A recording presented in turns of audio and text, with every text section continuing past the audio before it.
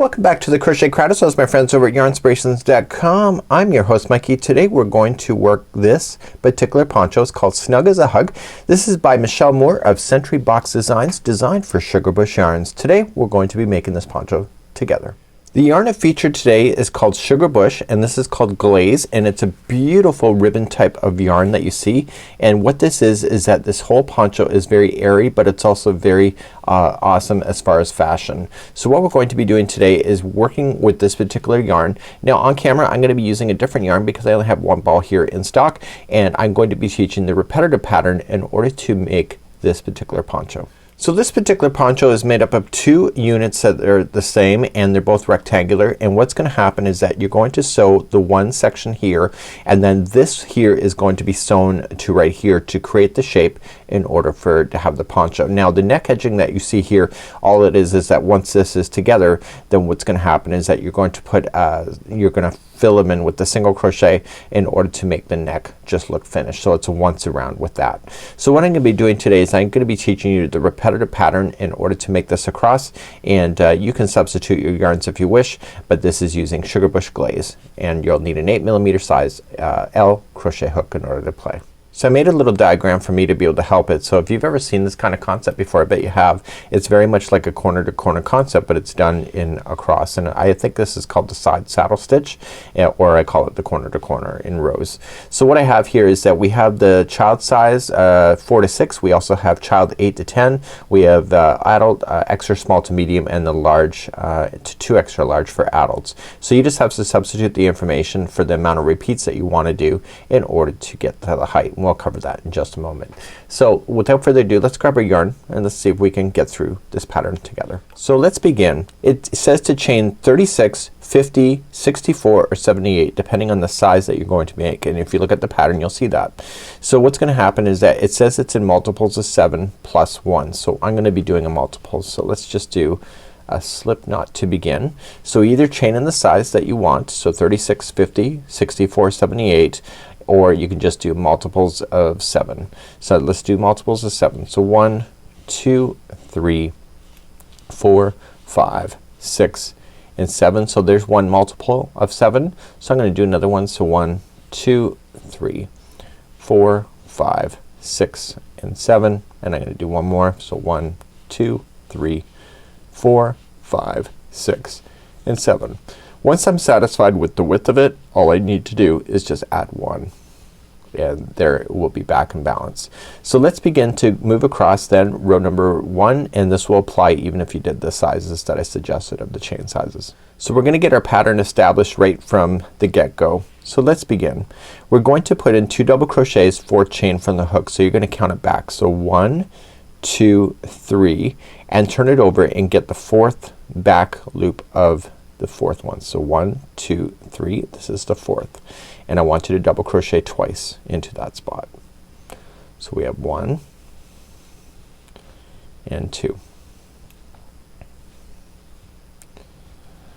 Okay, so there is kind of the ending that we have, and so I need you to skip the next 3. So 1, 2, and 3, go to the 4th, and I want you to single crochet in the 4th one. So see how it kind of pulled it over? So let's begin the first repeat. So we're gonna chain up 3. So 1, 2, and 3, and in the next 3 chains in the back hump only, I want you to put in 1 double crochet each. So we have 1. I'm gonna move to the next one, 2, and move to the last one. This is 3. Before you continue, I need you to skip the next 3. So 1, 2, 3, and go to the 4th, and that's where you're gonna single crochet. So that's gonna pull everything over like that. Do you see that? It's kind of pulled.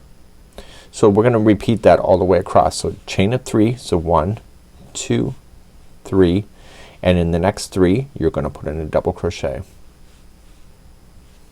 So 1, 2, and 3, and then you skip the next 3. So 1, 2, 3, and go to the 4th and single crochet. So if you were any longer which you will be, then you just continue in the same manner. So chain up 3, the next 3 have a double crochet, skip 3 and single crochet the next, and your beginning will look just like this. So once you get that done, just join me back here and we're going to move on to row number 2, which is the repeat for the remaining of this particular panel. So let's turn our work and do row number 2. So row number 2 is gonna be the same every time now going forward. So this is the repeat row. So we're going to start up and we're gonna chain up 3. So 1, 2, 3, and in the same one that you came out of, I want you to place in 2 more double crochet. So we have 1 and 2.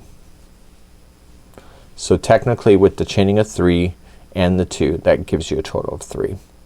So now what I want you to do is that I want you to come to this chain 3 space, right into the space, and I want you to single crochet into that space, and we're going to work our way across doing as follows. So we're gonna chain up 3. So 1, 2, 3, and in the same space I want you to apply 3 more double crochets. So 1, 2, and 3. Then go to the next chain 3 space, single crochet first, and repeat that again. So you're gonna do that all the way across. So 1, 2, 3, and then 3 into there.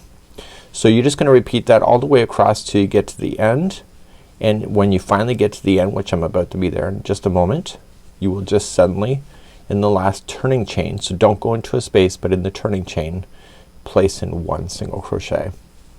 Make sure you go right into a chain, not to a gapping space, and then that's it.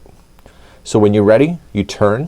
Do you see how airy this thing is gonna be? It's really quite light and just a nice casual attire to wear. You're gonna just chain up 3. So 1, 2, 3. In the same one you apply 2 more double crochet.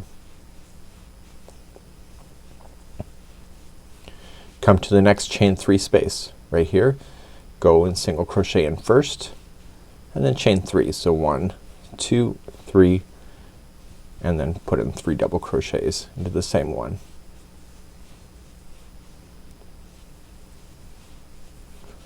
And then just go to the next chain 3 space, single crochet first. If you've ever done corner to corner, you know exactly what you're doing here. It's the same thing. It's just you're working in rows instead of rounds, or instead of going on a diagonal. So then at the very end you just put in 1 single crochet into a turning chain.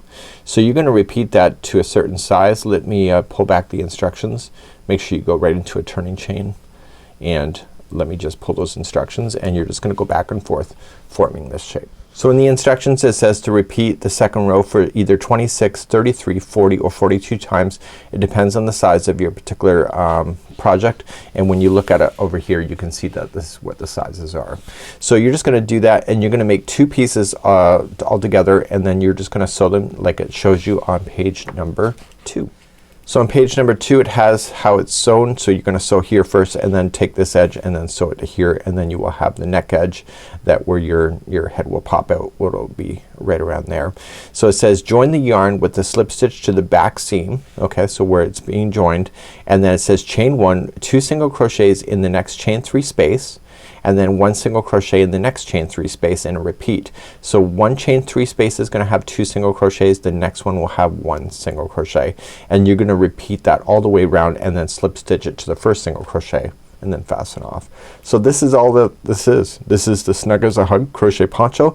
This is featuring the brand new yarn here. This is called Sugar Bush, and it's called Glaze, and you can see it's absolutely fabulous. So until next time, it's Mikey on behalf of the Crochet Crowd, as well as my friends over at Yarnspirations.com.